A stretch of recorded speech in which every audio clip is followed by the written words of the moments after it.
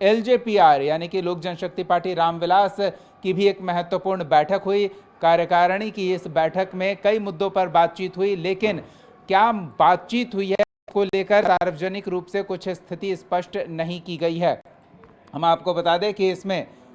Party के तमाम वरिष्ठ नेता, कार्यकारिणी के तमाम सदस्य मौजूद रहे और इस बैठक में चुनाव को लेकर आगे की रणनीति पर चर्चा हुई। ये बैठक महत्वपूर्ण इसलिए है क्योंकि इस बैठक को लेकर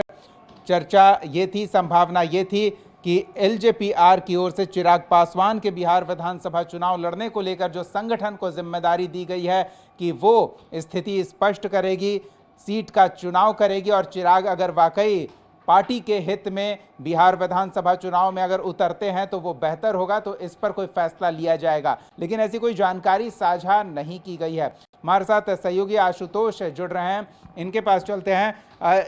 आशुतोष, महागठबंधन की बैठक पर जितनी नजर टिकी हुई थी उतनी ही नजर एलजेपीआर की बैठक पर भी टिकी थी कि कुछ ठोस निकल कर आएगा, लेकिन सिर्फ बैठकें हो रही है, कुछ ठोस या तो जानकारी सार्वजनिक नहीं की जा रही है या अंदर खाने उस पर निर्णय नहीं हो पा रहा है। क्या लग रहा है? नहीं, बिल्कुल जो उम्मीद थी उस उम्मीद के मुताबिक खबरें निकल कर नहीं आई हैं। ऐसा लग रहा था कि कुछ चीज़ें स्पष्ट हो जाएंगी, खासतौर से चिराग पासवान के चुनाव लड़ने को लेकर के, कहां से चुनाव लड़ेंगे ये सब तस्वीरें साफ हो जाएंगी और कार्यकर्ताओं को विशेष दिशा निर्देश दिया जाएगा। लेकिन इस बार क्या किया गया है, इस मीटिंग में ये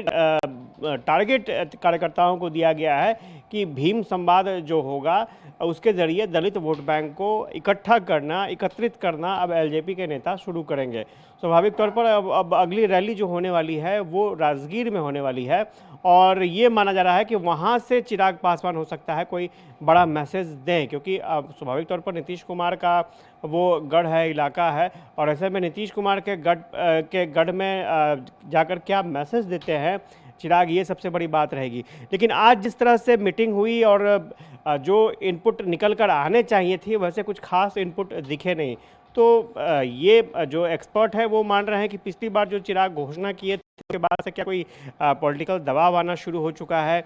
चिराग पर, इस तरह की बातें भी निकल कर सामने आ। जीतन राम मांझी ने जो अनुशासनहीनता की बात की थी, शायद गठबंधन उसको लेकर चिराग से बातचीत कर चुका हो, इस वजह से ये चुप्पी है। ये हो सकता है, कुछ ना कुछ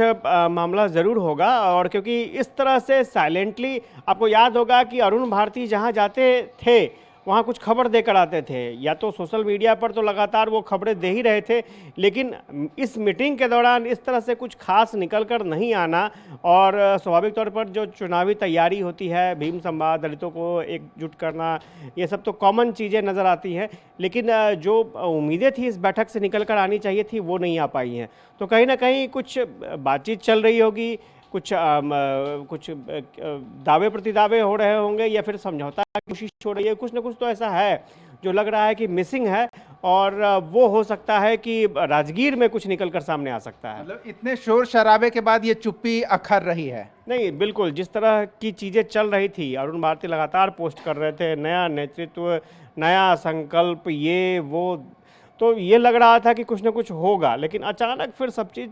ठंडा हो जाना वो समझ नहीं आ रहा है। तो मुझे लगता है कि मैंने पहले भी कहा कि धीरे धीरे चीज़ें स्पष्ट होंगी, कुछ दिन वेट करना चाहिए और चूँकि अब तैयारी राजगीर की है तो राजगीर से पहले भी हो सकता है कुछ इशारे मिल जाएंगे आपको कि नहीं फिर कुछ होने वाला है, या फिर आपको राजगीर में ही देखने को मिलेगा कि चिराग क्या घोषणा करता है। चलिए, तो हमारी नज़र बनी रहेगी और चिराग पासवान की पार्टी की इतनी महत्वपूर्ण बैठक जिसमें ये संभावना व्यक्त की जा रही थी कि कुछ महत्वपूर्ण जानकारी साझा की जाएगी, वहाँ बैठक तो हुई, चर्चा हुई, लेकिन चुप्पी सभी नेता साथ गए और ये चुप्पी फिलहाल अखर रही है क्योंकि हाल के दिनों में चिराग पासवान और उनकी पार्टी के नेता बिहार विधानसभा चुनाव में पार्टी का क्या रुख होगा, क्या रणनीति होगी, इसको लेकर काफ़ी मुखर थे और इस कारण ये चुप्पी और भी खल रही है।